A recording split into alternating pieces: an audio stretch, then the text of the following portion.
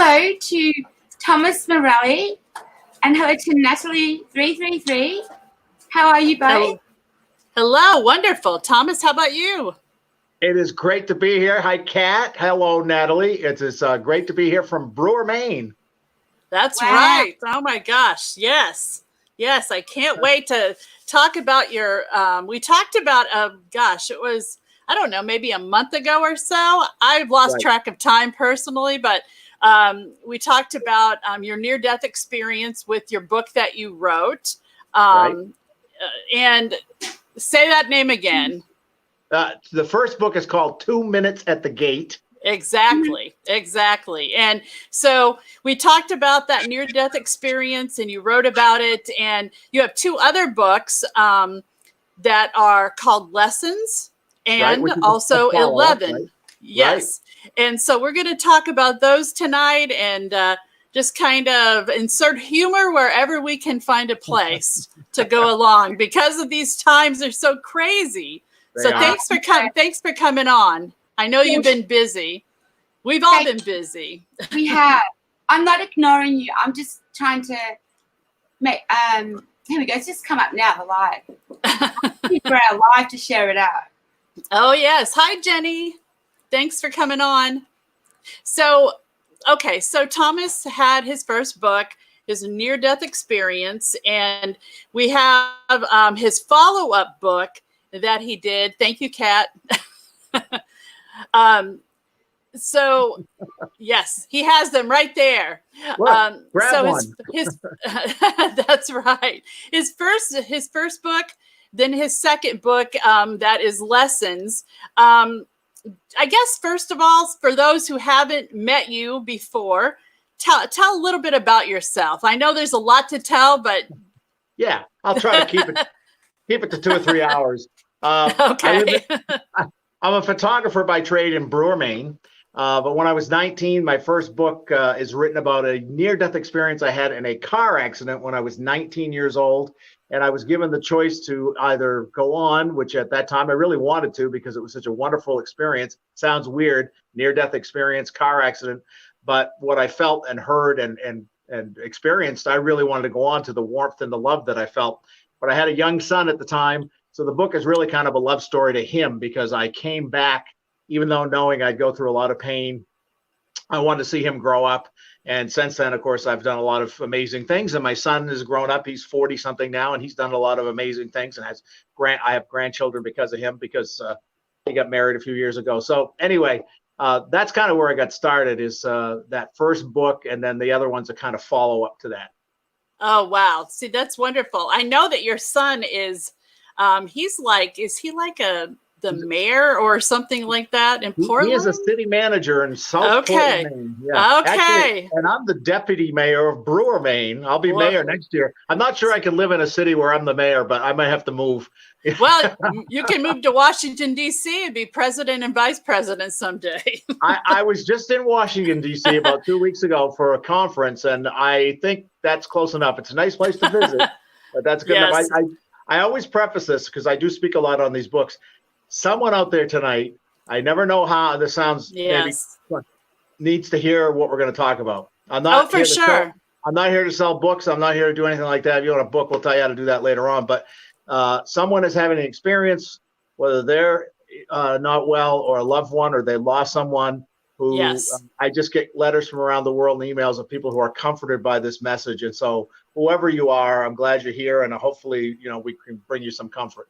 Yes, for sure. You're exactly right. People who are here are meant to hear what you have to say. So Hi, Kimberly. Hi, Renee. Thanks, you guys, for coming on. So your follow-up book, Tom, is Lessons. Correct. So, I mean, there it is. Yep. Beautiful. And so explain a little bit about what led you into deciding that you wanted to do the follow-up book. Obviously, you didn't say everything, or you discovered you didn't maybe say everything you wanted to say. I don't know. You are correct. Yeah, I had a lot of I had a lot of people ask me, well, the first book was about your experience and what you felt and saw and heard during this near-death experience. Yeah. But what happened in the subsequent years after that, because I was only 19 years old at that point and a young dad, And since then, I've built a photography studio business that's been successful for many years, and play in a band that's been successful. So a lot of the lessons that I've learned from my near-death experience, I've applied to my personal and professional life, that were messages given to me, and I turned them into, I was going to refer this real quick, each chapter. Let me find one real quick here. You think I'd have memorized this? No, no. At the end of each chapter, like chapter 4, it'll be Tom's 2-minute lesson number 4. And so I'll tell something that happened to me, and then I'll talk about a lesson. Like lesson number 4 is that I make a difference. So, you know, we've heard about like the butterfly effect, or people that you don't know you going to have an effect on them. And I went through a divorce many years ago, unfortunately, happily remarried now, but walked out of the courtroom, and I mean, I lost everything, lost the house, lost cars, you name it. I was walking out, felt terrible. And I turned to my attorney and I said, you know, it was nice of them to at least let me wear the barrel home. Okay. Well, yeah, right. There was a young lady sitting there crying, ready to go in after me. About 15 years later, she came to me at my studio and hired me to photograph her wedding. And she said, I had to look for you to find out who you were. She said, I was almost ready to kill myself, but you came out laughing after a terrible experience. And I thought, if that guy can stand it, so can I, because her husband had cheated on her and they got divorced. She got remarried to someone else. She now has 3 children. I did the wedding. And she said those 3 children wouldn't be alive if it wasn't for you coming out laughing at you. Oh, wow. So that just shows you don't realize sometimes the ripple effect or the residual effect on how you treat other people, how that can have in other people's lives for a long time. Oh, right. And, you know, that's the thing is that, and just people hearing that message, you know, I mean, we don't give ourselves enough credit for being alive and being human and relating to people and just being open and like not letting stuff weigh us down, which is really hard. That's really hard though, but that's right exactly. Now. These are stressful times. And, you know, one of my favorite movies was always Jimmy Stewart, It's a Wonderful Life. Yes. And then he sees how much it meant. Well, it's true. That's how my life is lived. I've met more people that one way or the other, hopefully I treated with kindness. I'm not perfect. I didn't always do it that way, but treated in a way that years later comes back to benefit you. The universe sends it back. Yes. Because you were kind to someone else. I think that's the other one of the other lessons that I got was people will say to me, you don't seem to get too upset about stuff. You seem to laugh a lot of stuff off. And I'm like, this is only temporary. I'm in this imperfect body, which should lose about 10 pounds. But so yeah, I know what you're talking about. It's the coronavirus. It's the coronavirus Cheetos 10. And but anyway, so that's part of what my second book was, is how can people practically apply what I learned in my near-death experience and how I applied it maybe to their lives. And it talks a lot about never giving up.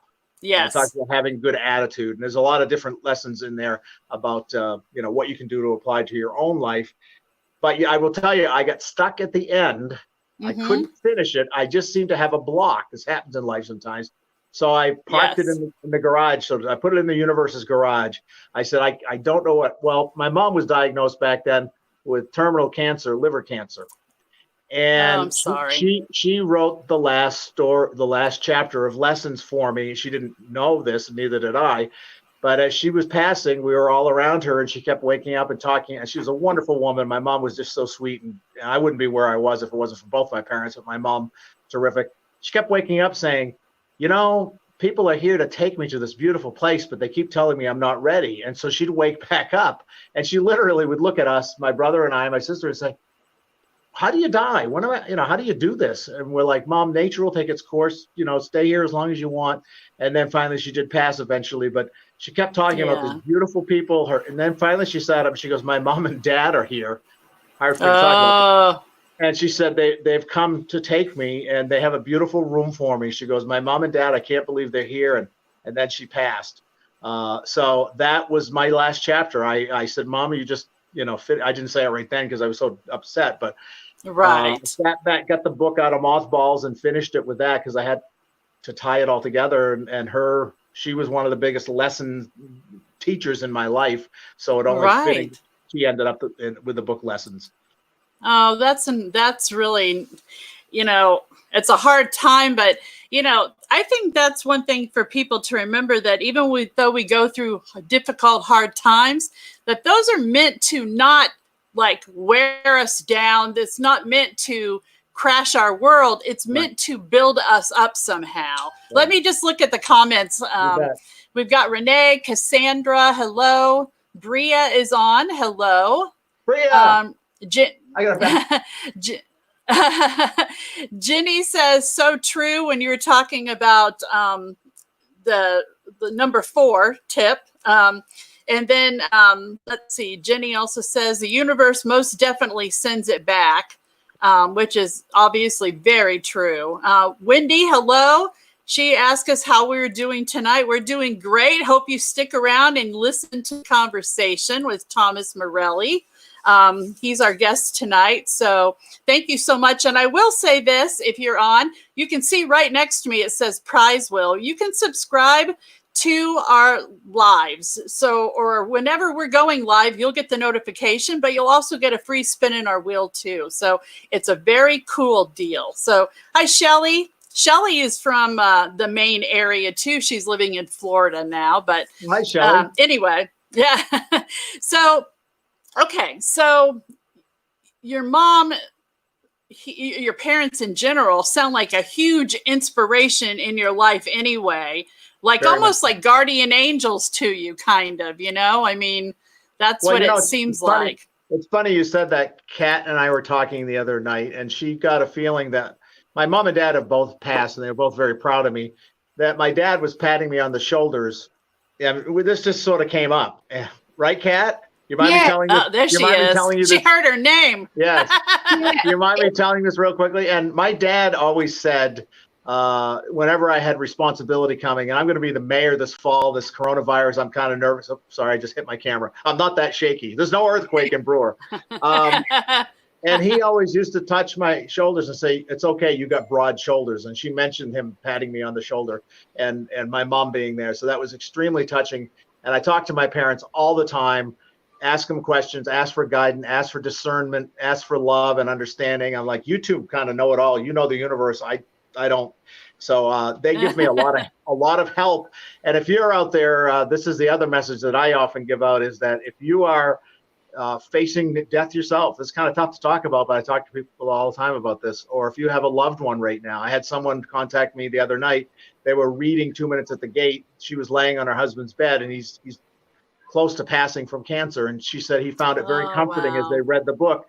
Well, I'm very humbled by that. I'm just a conduit, I feel like, but it does go on. This isn't it, in my opinion, from what I saw, what I heard.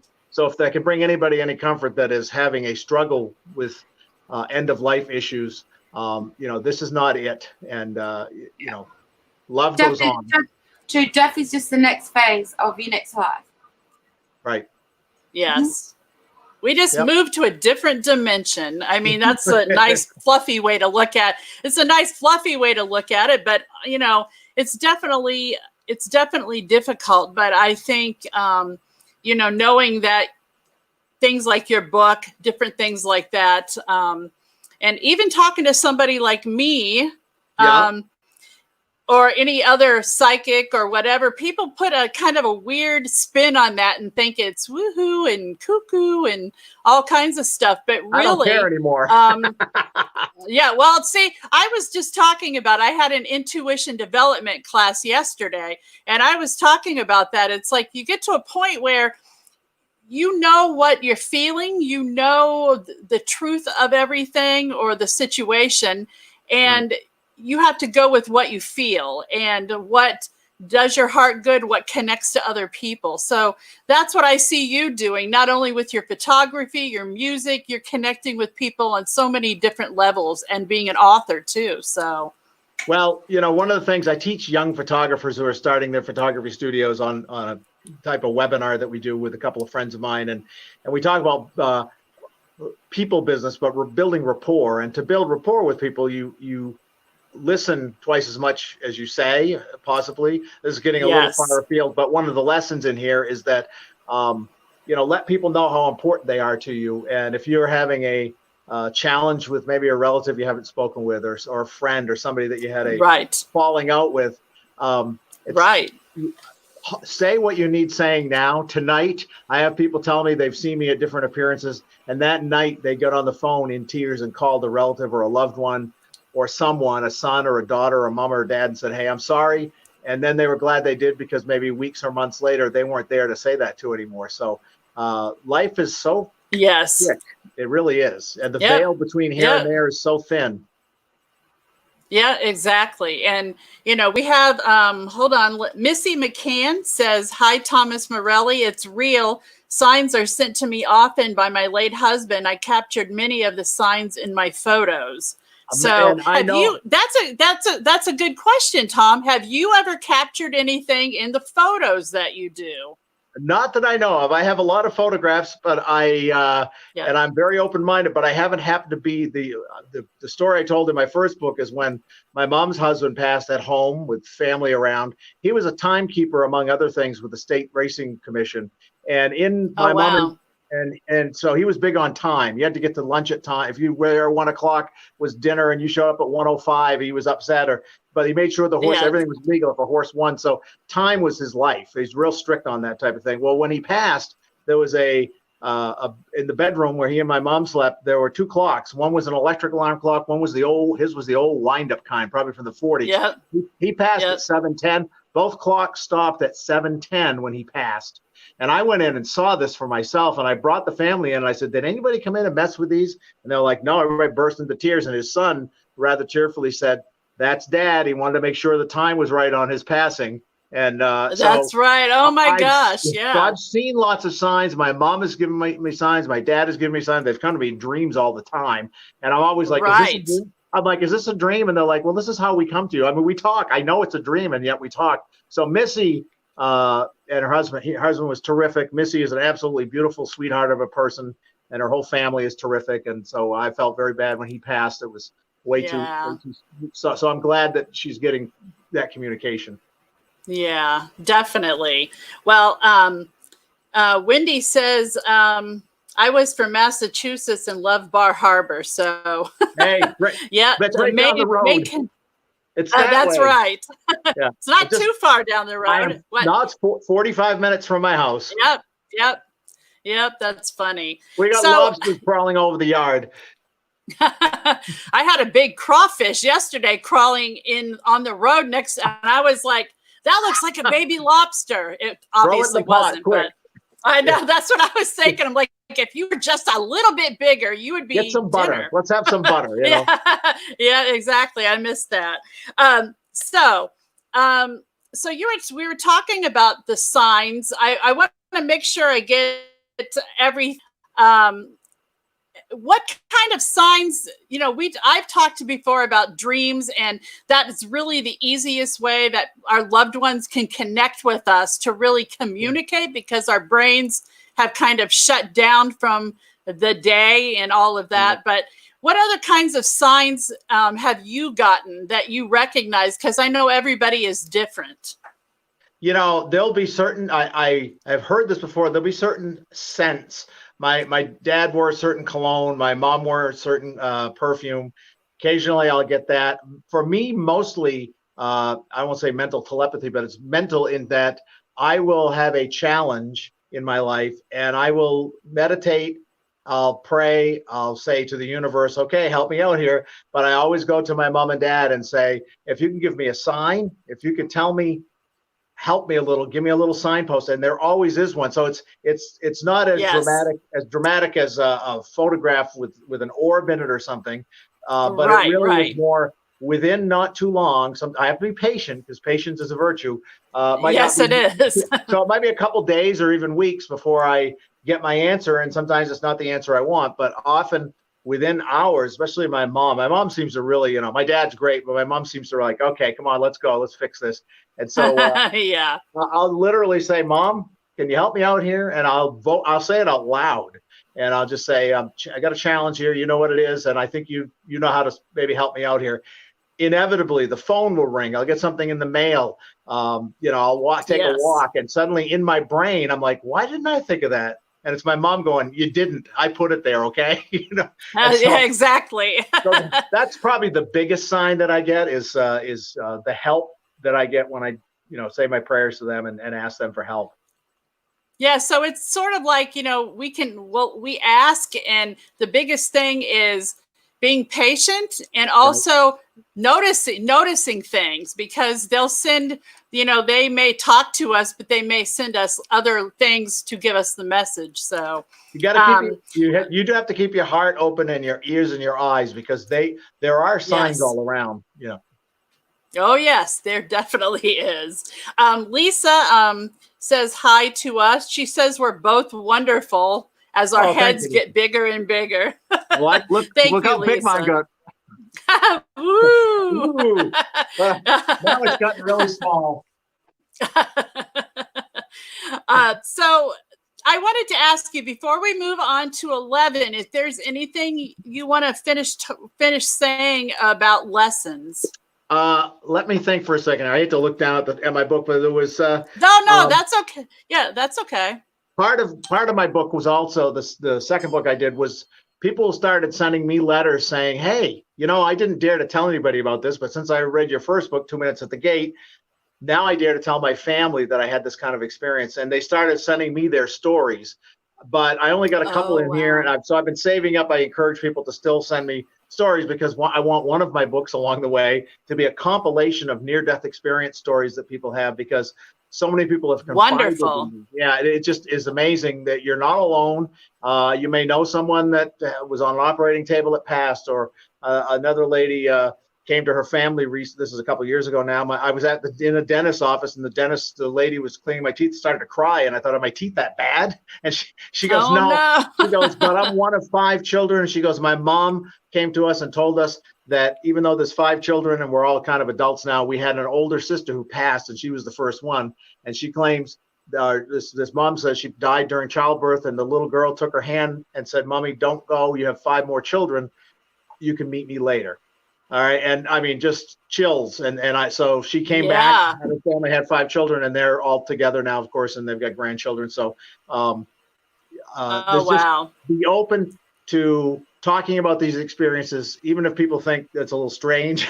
I've talked to nurses before who in confidence will tell me, I didn't want to say anything because I didn't want to lose my job, but I was with an elderly person, and right before they passed, they told me the following, and always a similar story of seeing someone, a loved one, or seeing something going on. So I think everybody's brain is different. It's interpreted differently, but again, it just gives me the knowledge that I don't want to die soon, but I'm not afraid of dying, because I know that's not it. And I just hope somebody out there knows that even if you're facing this, it's easy for me to say because I'm not currently, but you can take some comfort, in my opinion, from what I've seen, of knowing that your loved one or you will go on. Yes. Yeah, for sure. For sure. Thank you. Missy McCann says, such a blessing having and being open to the signs. 3 hearts. So thank you, Missy. Wendy says, I lost my mom when I was 19. I smell her perfume and her hairspray every now and then. My 7-year-old grandson, who passed, hides things on me. So that sounds like a typical child thing. I'm so sorry about your loss, though, but those are definitely ways to stay connected to you here on the other side. Right. So, oh my goodness. And Lisa says, oh my, you both crack me up. So well, we're a couple of good eggs, so we like to crack up, right? There we go. Yeah, exactly. Good night. Try the veal. So one thing I wanted to ask you too is, with your book Lessons, you say, so I suspect there's going to be a follow-up to the follow-up of Lessons then. I'm not talking about 11, but I'm talking about another book. Right, because 11, as you'll see, 11 is different from those two in many ways. It's a different theme, but the letters that I'm collecting, the stories that I'm collecting, and again, it's always the universe is always waking up, going, oh wait, I got to remember to say this. So I keep my little notebook full of things I want to say, and then finally, when it looks like it's going to gel and make sense, because I'm not an author. I always say I kind of look like Stephen King without 7 zeros in my bank account. But and he lives not far from here. That's a different story about him. But, yeah. Oh, yeah. I know him. So, but anyway, yeah. So the third book would be more stories that are similar, more hope, and there's a few things. Michelangelo, they said, how do you do a sculpture? And he said, just take away the stuff that doesn't belong. Well, a lot of the stuff that I took away from the first and second book are still laying there on the floor. So I'm going to scoop those up and put those into something that makes sense because it's all in the same theme. Oh, yeah. Perfect. So this leads me to 11 about your cat. So we are all pet lovers, animal lovers. So lessons learned from a cat with 11 lives. Yes. I love that title. So after I got done said divorce, I was single for 20 years. Can you believe it? A catch like me. Anyway, good night. Anyway, so I lived alone at that time, and a cat kept persistently coming to the door of my apartment. And I had another cat at the time, so I didn't let him in. And the neighbors had 7 cats and 3 children. She couldn't really take care of any of them. They're really tough financial situation. Finally, they moved and they left this cat. And I found out his name was Tommy Cat. Now, I didn't name him because that's my name, obviously. Oh, that's funny. But he used to sit in the window of their cellar window, shaking and freezing. So finally, I said, "To heck with it." So my other cat by then had gone. My other cat had passed. So I let him in one night, and he came in the house, and I'm like, "I don't have a cat box or anything." Oh no, I'm rather ill-equipped. So he disappeared in my house somewhere, and I have an attic, and I don't know where he went. So I worried that night that I'm going to wake up and find a mess somewhere or something. But so I went to bed. Right. Get up the next morning. I get up in the morning and I hear the sound of tinkling in my bathroom, and I go in, and this cat is sitting on the toilet or the john or whatever you want to call it, going to the bathroom. And I said, well, there. That answers that problem. And I said, of course, jokingly, I always said, the only problem is he sits there and reads the paper and it takes forever. I got to shave him.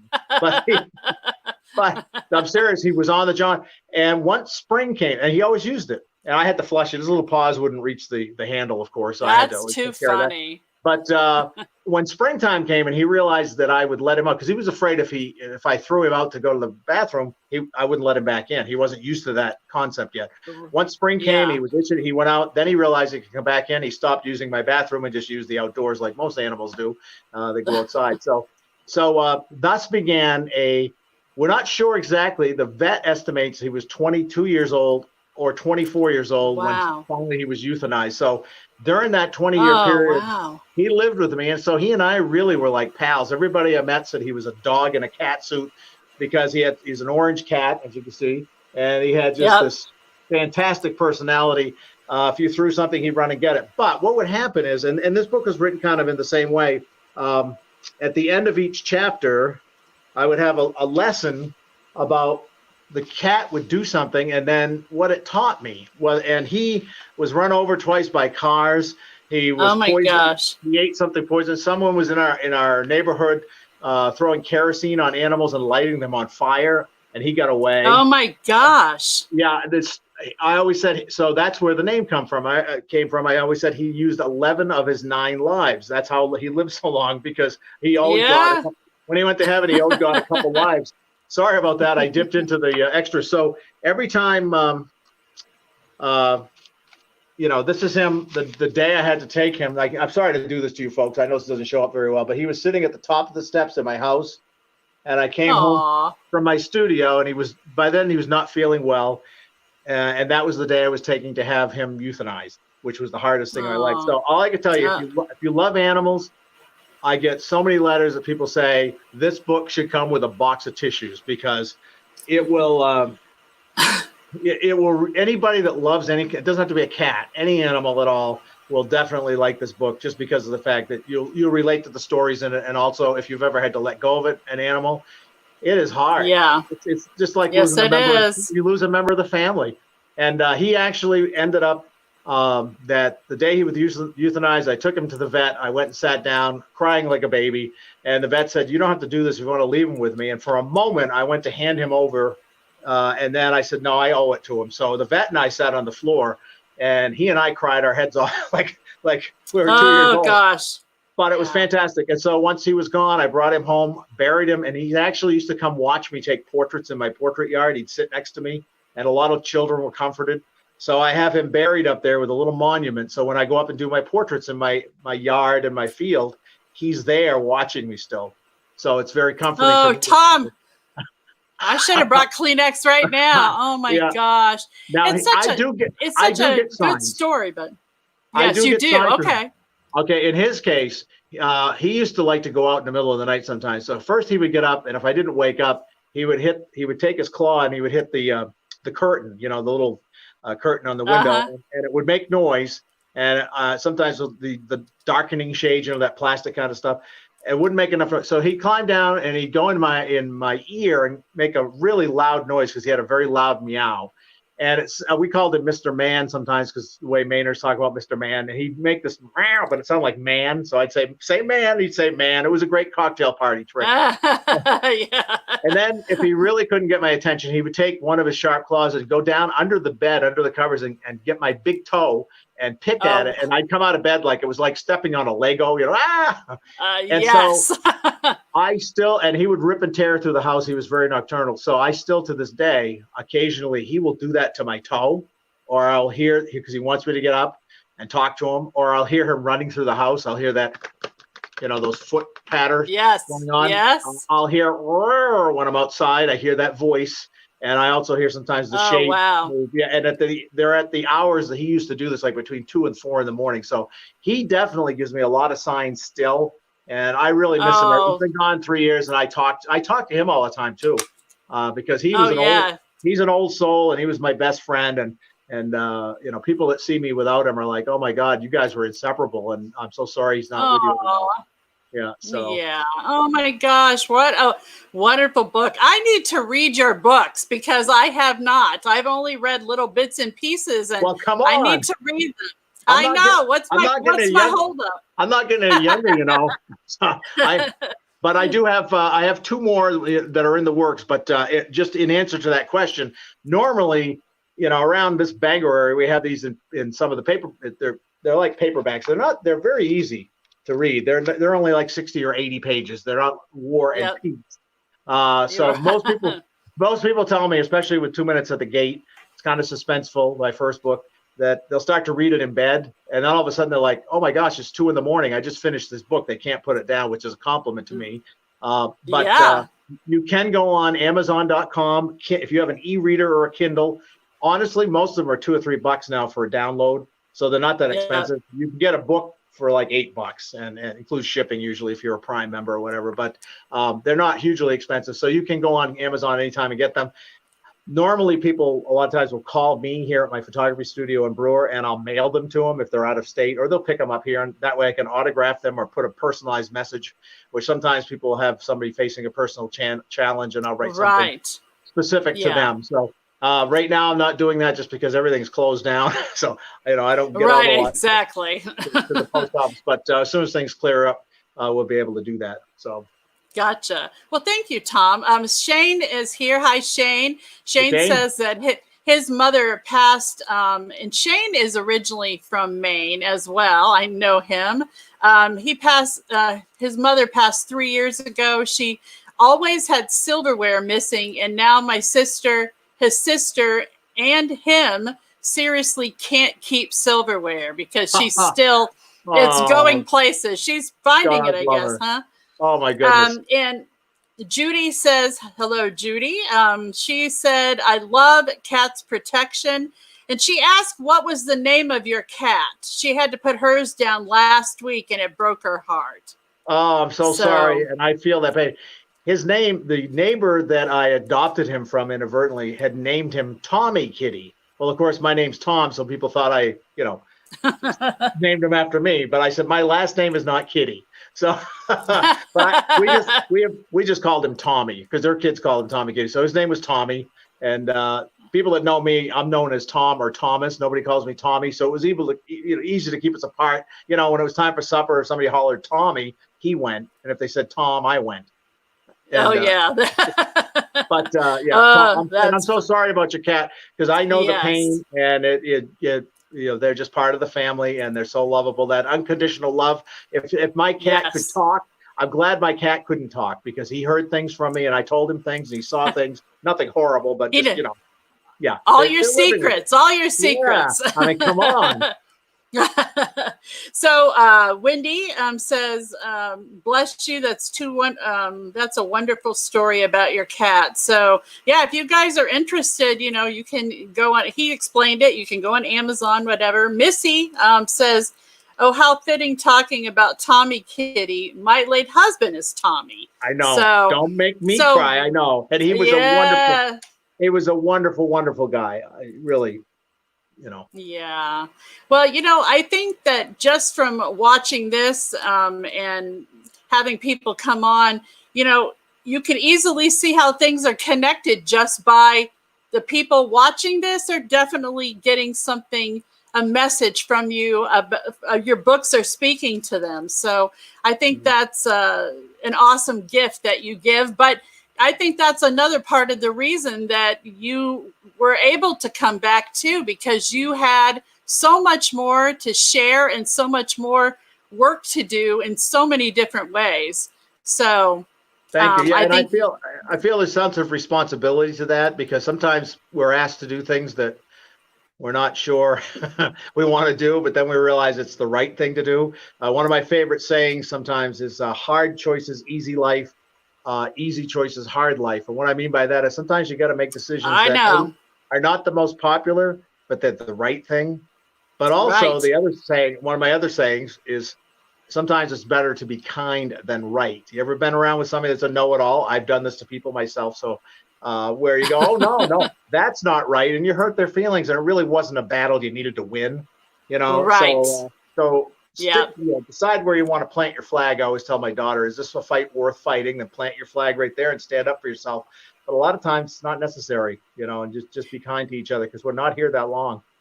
Right. And, that's a good point that you make, is that a lot of times you have to pick your battles, because you have to look at more than just your little situation. You have to look at the effect of everything. So as much as you can.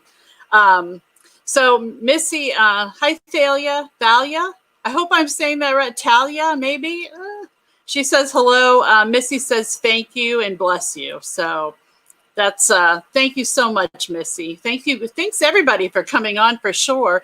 And let us know if you have any questions that you'd like to have answered, or questions about the books. So you wrote 11, and so. Next. What is actually next for you? What are you doing now? You have something that you're doing every day, aren't you?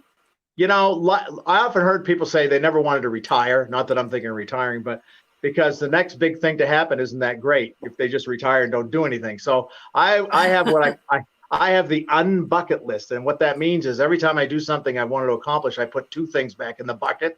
I don't want to have an empty bucket until maybe I kick it, pardon the pun. But I just want, I have so many interests that I just want to continue doing these things. And I met a musician many years ago, and he'd retired from playing. And I said, why'd you stop playing? He said, I didn't feel like I had anything else to say. And I thought that was kind of important. If you're a writer or whatever your profession is, if you don't feel as if what you're doing is contributing, find something else that is burning within you. That's the old saying of, find something you love to do and you don't work a day in your life. Well, that's not always true. Sometimes we love what we do, and it still stinks working at it because it's hard or long hours. But my next 2 books, the follow-up to Lessons, is going to be the letters I'm collecting and a few of the other things I left out about near-death experience and people I've heard from, kind of all melded into one. And then the 4th one, which actually will be done before the 5th one, which is almost done, is called Willow, and this is totally different. It is fiction, kind of based on what I went through, but it's about, how do I put this? A guy from 10 years old till he's 81 years old. And when he was 10 years old, he met someone, he was drowning underwater, and he met someone, I'm trying to keep this as non-specific as I can, who kissed him on the cheek and left this little sort of birthmark. And and how this entity was with him through his life, through various, sort of like Forrest Gump meets Saving Private Ryan meets, but it's not that as involved. And then at the very, and as a matter of fact, the first chapter, I will tell you, is the very first chapter starts with him at 85 years old in a nursing home, no family. He's with his caretaker who notices he's passing. And finally he passes, and she notices that this little thing on his cheek fades away and he's smiling with a tear coming out of his eye. And that's all I could tell you about the story. But it's the few people I've disclosed to the first chapter and a couple of other things have been like, oh, kill me, why don't you, right now? Yeah. I won't be able to buy popcorn at the movies because it'll be so salty from my tears. And I just like to move people. And so even though this is fiction, it still has that spiritual belief that all the other ones are based on. But I just, oh yeah. But again, I always go back to, that one's kind of more of a fun project for me. It's a hard one. It's a fun one. Is again, if you're on here and because I don't know why I keep being moved to say this, but every time I speak somewhere, somebody here is needed to hear this message of, if you're losing someone, or if you're losing your own life or your mortality, talk to the people that you love. Make sure everybody knows how you feel about them. In this isolation time right now, it's especially important because we're not getting personal touch and connection and hugs. My mom was a big hugger. Always hugged me whenever I came in. I don't care how old I was. Hi, handsome. And she's not around for me to hug, and I would give the world to be able to hug her, and my dad too, of course. So if you've got a chance in your household, I know it's stressful, but the message that I keep getting is that, life is short. Be kind to everybody, and just show them the love. And if you got somebody facing an end of life issue, it does go on. And I'm just telling you, they are going to be fine. They are fine if they have passed. Yes. And you will be fine too. And there's a purpose and a reason to all this, and just keep looking for that. Yeah, you're exactly right. Judy says she lives in Maine. Where can she actually go get your books then? Hey, Judy, I am in Brewer, Maine at right now. This is good news, bad news. All the bookstores that had them are sold out. So you know what you can do, Judy? If it's okay, I'm going to give Judy my studio telephone number, and you can call my studio, and it's 207. This is within Maine. Well, you can call it from anywhere. It's I could give you the 800 number, but anyway, 207-989-2577. That's 207-989-2577. Just call that number during the daytime. That's my photography studio. That's when I'm there answering that. And we can chat, and I'll be glad. I take credit cards over the phone. I can mail you one of these books. Just might take a couple days longer because I don't go right to the post office, but every day. But you can call me, and I've got all three here, and we could talk on the phone about if you want to mail or pick up. But I'd be glad if you want to personalize. I'd be glad to autograph or write a message if it's a gift for someone. You wouldn't believe the people that tell me, I have your book 2 minutes at the gate. I'm like, oh, thanks for buying it. They're like, well, actually, I got it from a friend who got it from a friend who got it from a friend. It gets passed around like a Cracker Jack's book. But that makes me feel really good because I'm not in this to sell books. I'm in this for messages. And to hear those people say they responded to that is really what matters to me.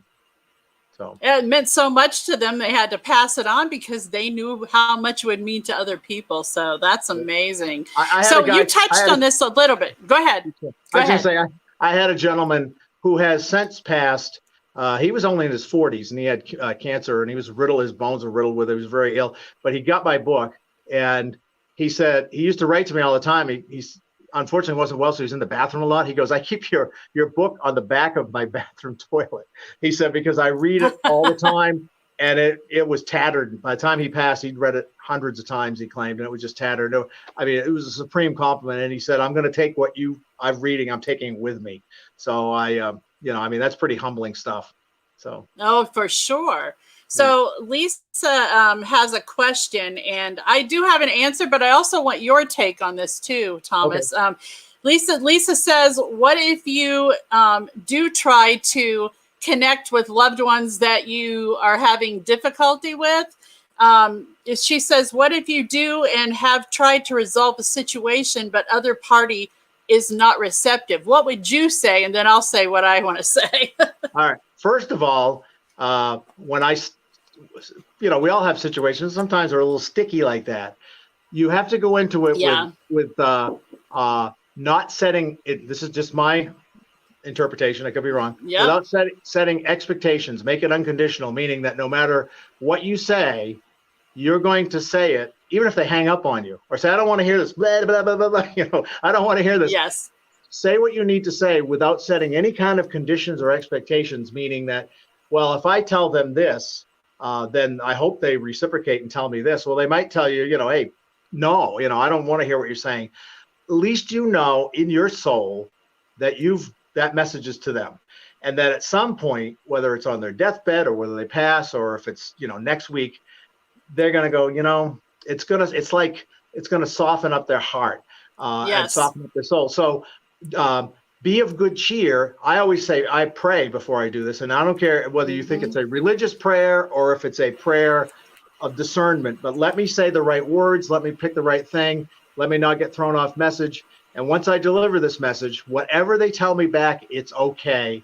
I know they heard and I can go with a clear mind, soul, and conscience.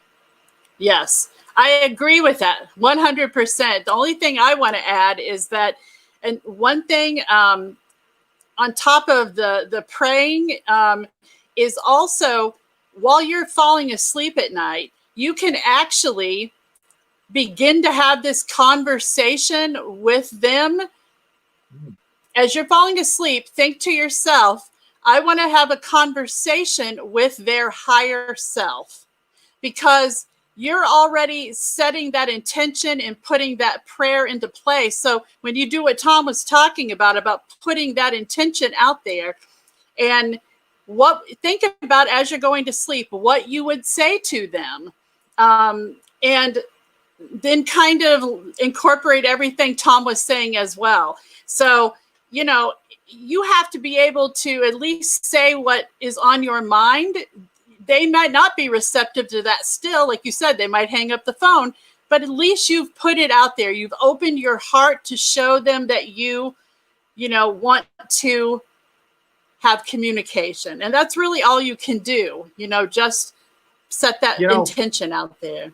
Sorry to interrupt. And one of the things I learned, and part of this is in my book, is that, and part of negotiations in life, whether it's business or personal, is being willing to do what you can do with your best effort, with a good heart, and then be willing to walk away. Meaning that don't get caught up in long arguments or negativity, I guess. Say your piece, and if they don't reciprocate and respond in a way that you had hoped they would, and it's really a bad situation where you can't communicate anymore, at least you've said what you've said, and then just be willing to walk away, because there's a certain power in that no contact time, where a lot of times they're like, he was serious, he's gone, and suddenly scarcity creates value. And if you're not there in their face all the time, eventually, and this is whether you get dumped by somebody, or if you have this works in so many different cases, or negotiations in business, even where somebody says, absolutely, I'm not paying that, or I don't want to buy that. Fine. And you're willing to walk, not in a negative way, but just saying you're not going to harass somebody. You're just going to leave them alone and let them, let it sit with them. And a lot of times you'll be surprised. You get a call, might be minutes, might be weeks, might be months, where it goes, why don't you come back over to the house? Let's talk about what you were talking about. I'm sorry. Right. Yeah. And, the other thing, too, is that you made me think of something. When you do kind of walk away if you need to, you can still, instead of starting to think negative about the situation again because it didn't work out the way you wanted it to, is to go ahead and start sending healing and love to them.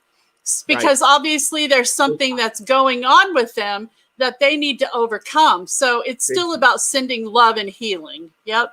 Absolutely. And, Kat mentioned something earlier, that situations in life, we can decide whether we want them to define us or refine us. And this sounds kind of like corny trite sayings maybe your parents said to you, but a lot of those things are really true. It's true. So as you're going through this, I've often said, God, thank you for this lesson in patience and tolerance. When I've gone, I can't take this anymore. And I thought, okay, there's a lesson in here. And within every problem is the seed of the answer.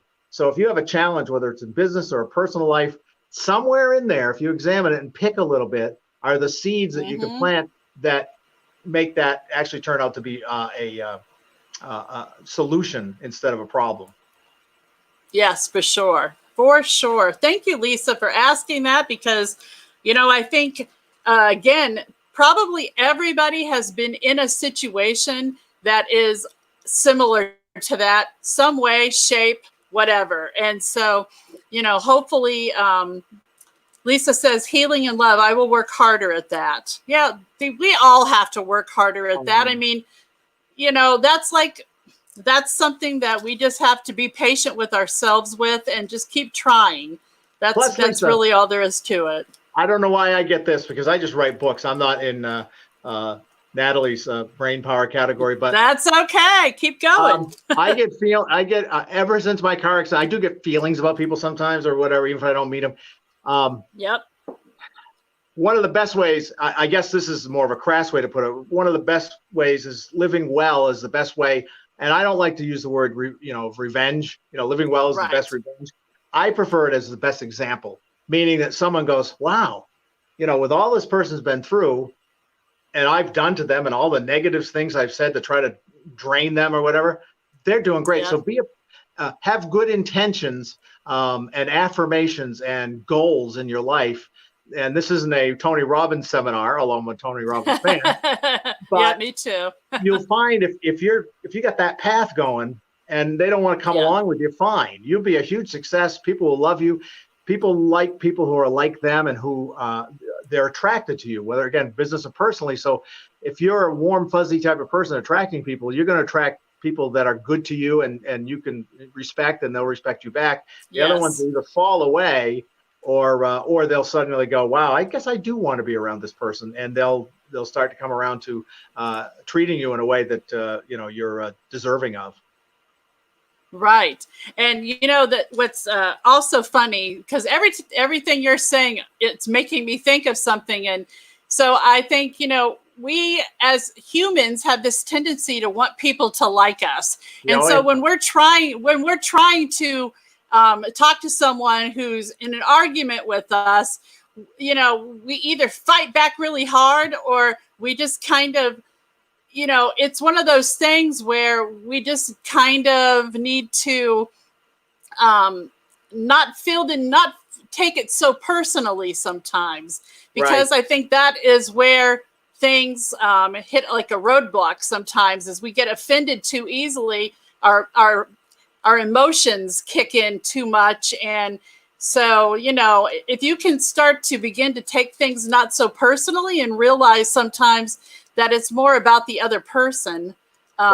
Sometimes it takes two, but you mentioned that people pleasing, how many footprints did I have on my back earlier in my life as I laid down and was somebody's doormat because I thought I was people pleasing, the easy life, I'll just let everybody get away with everything, even if it's not good for me. So what I do now is if somebody's bugging me, I get out my ukulele and I tell them I'm going to play. And that drives them away big time. So also I do a daily little half-hour TV show, and I have my props here. And I wanted to tell you, he wants to tell you something.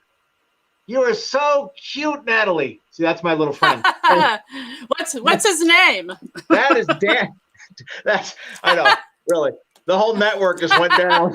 That's what I was talking about earlier, about your show that you've been doing at 10 o'clock Eastern time.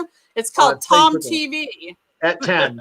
Tom TV at 10. At 10. And I started that just real quickly because people in my area were getting depressed or isolated. So I bring, as deputy mayor of my town, I bring local news, but I also print news stories of the day and try to put a funny spin on them. Sort of like a monologue for 15, 20 minutes. And then I'll play. So today I played Somewhere Over the Rainbow because I have a friend who just lost her brother. And that was a song that meant a lot to them. So it was hard for me. That's why I had the ukulele. I sang it like the gentleman that sang it from Hawaii. I can't remember his name right now. I'm not really a great singer, but I play a song every day. I get my guitar out. So people just write to me and they're like, oh my gosh, for just a half hour, I laughed my head off. It was a lot of fun. Thank you for taking me away from all this Corona stuff just for a little while. So I feel like that's part of my mission too. I'm always thinking, what's my mission? What am I supposed to do? And I do the sock test at night. You ever do the sock test? I don't know if you wear socks. The sock test. Oh, yes. At night, smelling them? No. No. Good night. Thank you. Good night. Yeah, good night.